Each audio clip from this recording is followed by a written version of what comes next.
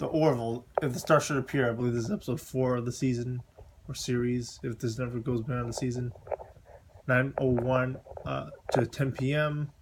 Eastern Time Thursday. I don't know how my friend from MCXV got it earlier.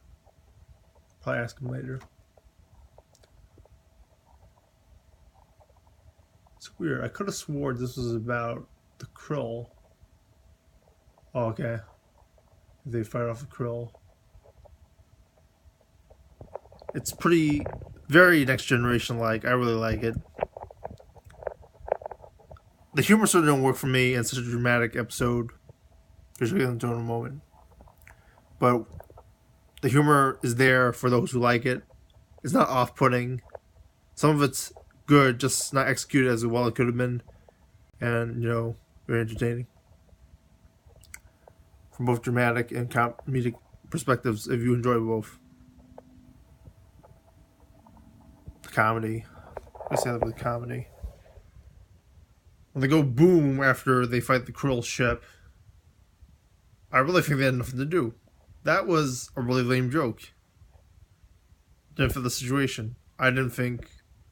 Would they react that way? I don't think so. I don't think they're big football fans. I don't know if there's football in this universe, etc. Krill ship made it very George Lucas-like. Cut from scene 1 off the planet to scene 1 in the planet. It was sort of unnecessary. They should just concentrate on the stuff on the bottom, as I didn't get to know much about the characters on the ship. It starts off with, I forget the robot's name, Lewis, the doctor from Deep Space Nine, who wasn't a doctor in that series, Mercer, his ex-wife, and the robot. The robot makes a whole bunch of jokes, or unintentionally makes a bunch of jokes regarding Mercer's ability to procreate. Some smart commentary about how robots don't have that issue, and how humans, or at least our society now, has developed that. I wonder if we ever outgrow that, will that joke become out of date? And that'll be interesting. It's very thoughtful and philosophical. And that has to do with a lot of stuff in the episode. It has to do with creation. One of the characters of the week was like, are you real? Do we live in a real universe? They talk about gods and creation and religion. And it gets really dark as they talk about religious figures who uphold religion to protect it. It could have been a commentary on real life, but it wasn't like a specific religion. And that could have made it a little bit lazy, but it's still... There's a boundary there. Like, if you didn't think it was your religion, you would think it's really smart and not be offended. Especially if you're not if you're a strong religious person. If you aren't, then you're like, haha, that religion sucks. Go atheism, etc.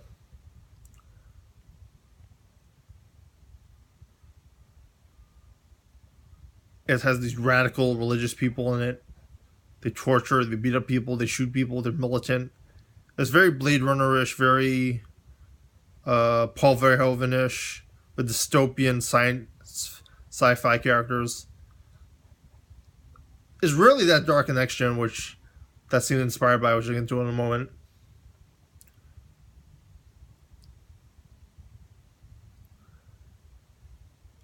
The one moment I can think of it was like when Picard gets tortured, and there's even that little t-shirt that sort of mocks him about it with the 4 or 5 lights. Deep Space Nine was sort of like that, and I wonder if the Deep Space Nine cast member had any factor in that. There's some Star Trek alumni involved, like Tom Paris and Voyager during the last episode. Maybe on the 3rd episode, because the last episode, I think, was the 2nd episode. Someone else is directing a future episode of Star Trek, Star Trek, the Orville, or just the Orville, sorry. I thought that was very interesting.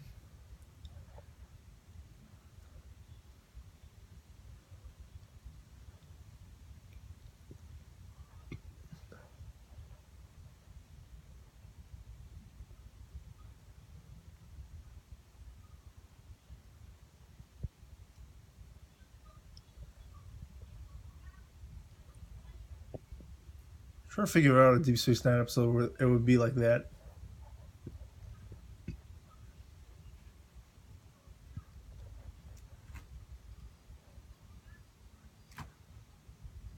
I mean, there is a commentary about the backwardsness of the Cardassians in Deep Space Nine, but it's dark, but it doesn't feel real world like. It feels like stuff that's not contemporary like this, which I think is very interesting and dark, and it makes you think about social commentary.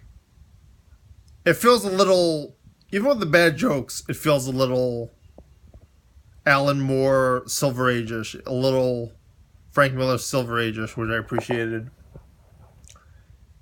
And it would be a lot better without the comedy, but this is supposed to be, oddly enough, this is like a 12 to 14-year-old, maybe 14-year-old would fit because teenagers in high school, but like 12-year-olds watching this. I watched it on like Deep Space Nine, which is alright, but I can see how people would be offended showing this to their kids, or there would be controversy over it, as mentioned by my colleagues from MCXV.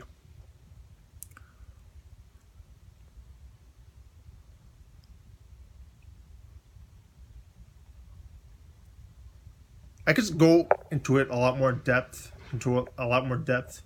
but I think I can do that in another a video after I review like episodes where I could relate to this in both Deep Space Nine and The Next Generation. Voyager and also Sure, maybe a little bit of Rebellion.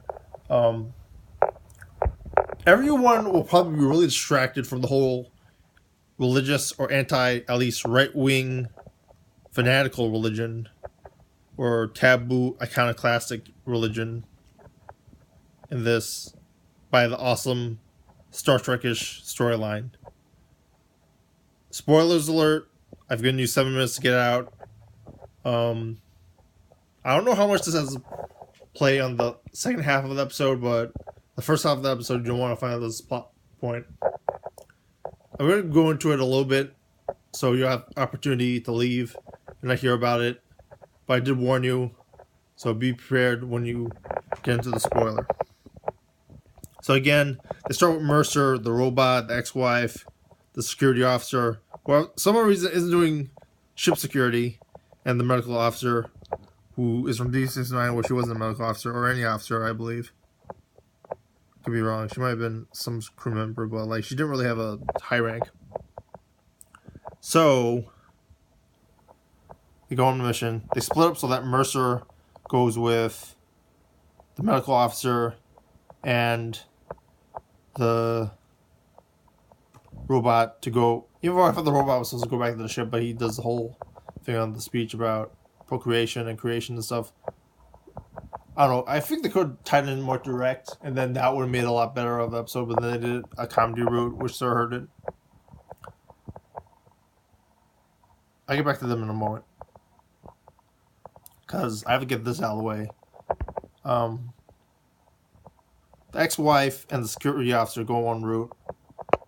They get attacked by these right-wing people who look for ID, and I don't think they're actually looking for ID, but that can annoy you if you're really into that kind of plot point, but it's not so minor. The thing is, stereotypical right-wing people protect the fact that even the main villain was very interesting, which I'll get in a moment. He tortures the ex-wife, and she has some cool rebuttals, which are jokes, which I think would have played off better as drama than jokes. But in any case, he's like a guy who wants control. He knows that the people are gullible and think of this situation, and then he manipulates their beliefs based on stuff they believe so that they can control them. And everyone can empathize with that. Like, you have bosses who are like that, you have government officials like that, you have religious people who are like that. Religion, most taboo, but the other two stuff, very easy to relate to.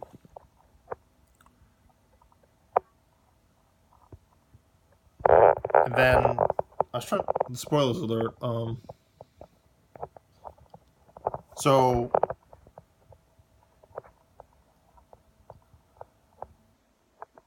I don't know if this is constructed well, but I'll try and get into it.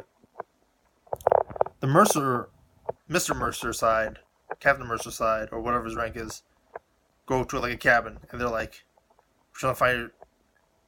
Do you know where you are?" Because that's a big plot point in the storyline. That's what the civilization is about. The big plot point of like a Star Trek Next Generation plot point.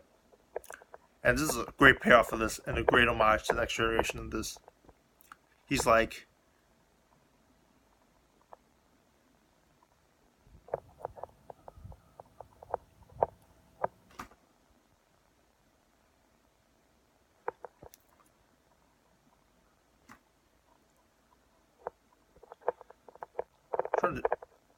trying to do this without giving the spoilers. But anyway, I guess I've gone through it enough. Gave you a warning 4 minutes ago about it, so I might as well get into spoilers. He's wondering, I don't want to tell without saying the spoilers, and then it gets so abrupt, but I'm going to be forced to if I can't figure it out properly. So anyway, he's wondering if they know that... Do they know that their ship is on a crash course with the sun? Which you know from the TV guide. That's so not a spoiler. But in the Next Generation spoiler, and they could have done a little bit of the data. Kids look up the data, even though he's a robot thing, which is really cool in Next Gen. Which I underestimated, which I think is really awesome. Even though I have reservations with Next Gen plot holes. And then the kid goes, he believes that there's real stuff in the world beyond this farmland that they're on. And then the robot goes very data-like and tells Mercer, spoiler alert, 6 minutes, 4 minutes, whatever it's been. And there's it's great. It has this musical cue right before the commercial break, just like Next Gen would do it. I just love the passion they have for like Next Gen stuff. And this shows such a good, not even homage to Next Gen, but improvement and adaptation of Next Gen. He goes, I've already drawn it out, so you probably just want to know by now what the spoiler is. So I've been dragging this out. They don't know that they're on a ship. They think the hologram is the real world. And that's so Next Gen like. That's so freaking awesome.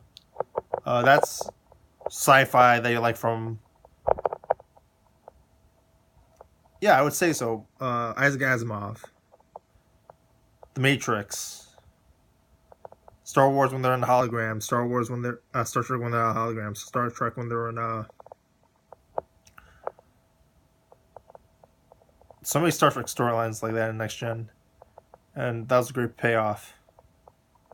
I don't know if they pay off later in the episode, because later on it's just the religious stuff and trying to rescue people and just less intellectual stuff behind it.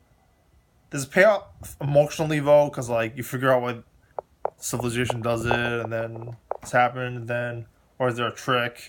And then the bad guys lose after doing all these horrible people to both, do this horrible stuff to both the people on the crew, the people mind controlling everyone. And it's different that way, you know. It's not like, oh, they're coming in dramatic and like,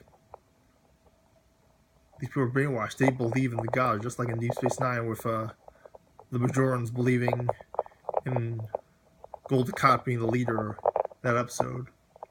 There's a spoiler, by the way, but it's an apology for that, but hopefully you don't know. This is out for a while. Like, that's one of those... I love the Orville. This is a great show. It's not wowing me like the Twin Peaks finale was, or was that other thing that wowed me? Two things that wowed me this year, and I want to remember what the second one is, but anyway, the Orville is very enjoyable. It's a show that I enjoy watching. It's a shame that it's either on Sunday or Thursday, and both slots have Monday night, have primetime football. But hopefully there'll be a payoff. Critics shat on it, but all the people I know who watched it really enjoyed it. Someone I know likes it more than Star Trek Discovery, which is an actual Star Trek show.